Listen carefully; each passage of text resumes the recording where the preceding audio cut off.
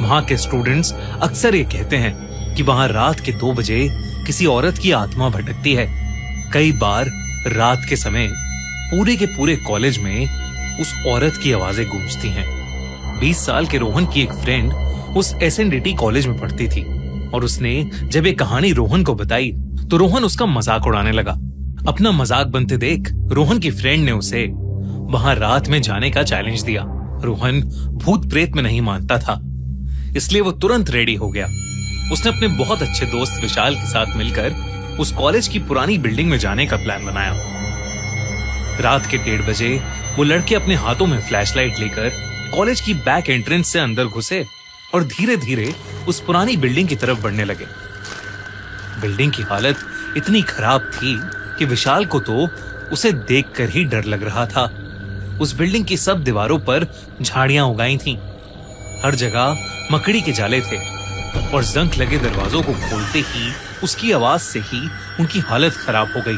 पेड़ों से घिरी उस बिल्डिंग में एक अजीब सी शांति थी। हर कदम पर वो लड़के अपनी दिल की धड़कनों को सुन सकते थे। इतनी शांति। वो उस बिल्डिंग के अंदर घुसे और अलग अलग कॉरिडोर से गुजरने लगे। वो पुराने लेक्चर हॉल्स, पुराने क्लासरूम्स देख रहे थे कि अचानक एक क्लासरूम से उन्हें एक औरत की आवाज आई। ऐसा लग रहा था जैसे वो कोई टीचर है और मल्टीप्लिकेशन की टेबल बोल रही है।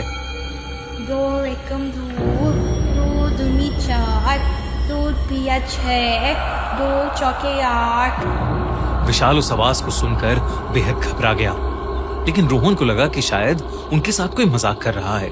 रोहन विशाल को लेकर उस क्लासरूम के पास गया तो वो आवाजें बंद हो गईं, लेकिन उस क्लासरूम के पास पहुंचते ही उन्हें एक अजीब सी ठंडक महसूस हो रही थी, जैसे वो किसी फ्रीजर के बाहर खड़े हैं। रोहन ने हिम्मत की और क्लासरूम के अंदर गया। विशाल भी घबराते हुए उसके साथ गया। वो पूरा क्लासरूम खाली था, बस वहां टूटी फूटी चेयर्स और टेबल्स पड़ी थीं और एक पुराना सा ब्लैक बोर्ड दीवार पर लगा था।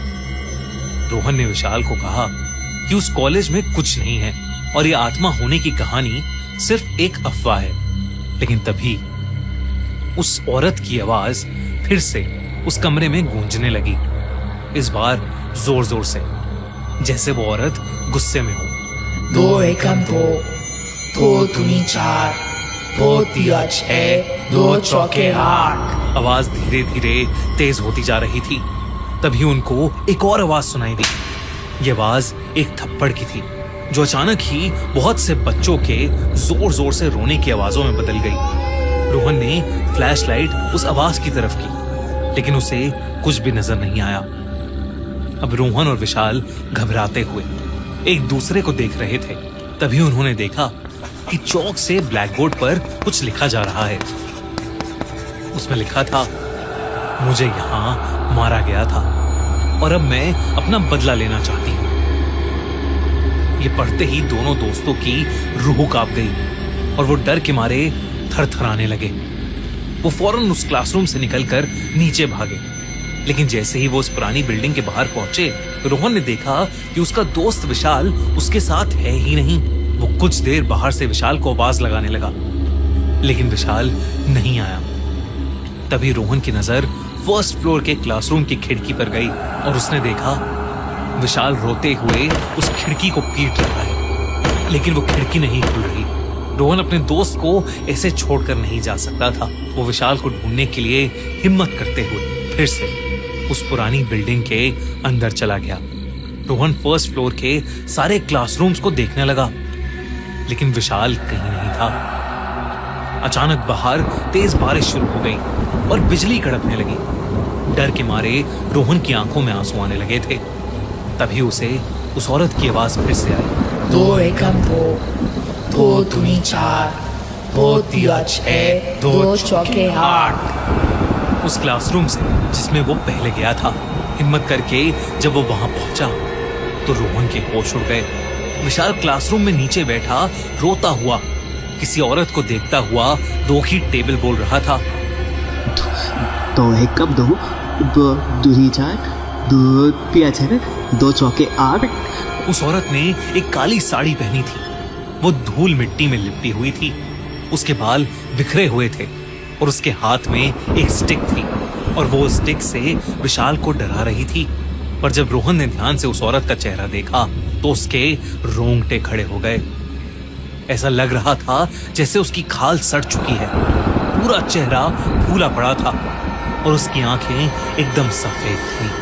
रोहन ने डरते हुए विशाल का नाम पुकारा, लेकिन विशाल रिएक्ट ही नहीं कर रहा था। तभी उस औरत का ध्यान रोहन पर गया। उसने अपनी गर्दन रोहन की तरफ घुमाई और अपने खौफनाक चेहरे से रोहन को देखकर पागलों की तरह मुस्कुराने लगी। वो अपनी चेयर से उठी और धीरे धीरे रोहन की तरफ आने लगी। रोहन घबराकर नीचे भागा, लेकिन सीढ़ियों पर उसका पैर फिसल गया और वो सीढ़ियों से नीचे गिरकर बेहोश हो गया। कुछ देर बाद रोहन की आंख खुली तो वो विशाल के फ्लैट पर था। विशाल ने कहा कि जब वो उस पुरानी बिल्डिंग से बाहर निकला तो रोहन उसके साथ नहीं था और फिर उसने रोहन को फर्स्ट फ्लोर की खिड़की पर दर्द में चिल्लाते हुए देखा। विशाल ने कहा कि क्योंकि वो जगह भूतिया थी इसलिए उसने अपने बाकी 2 दोस्त वहां बुलाए और रोहन को उनके साथ ढूंढने अंदर आया।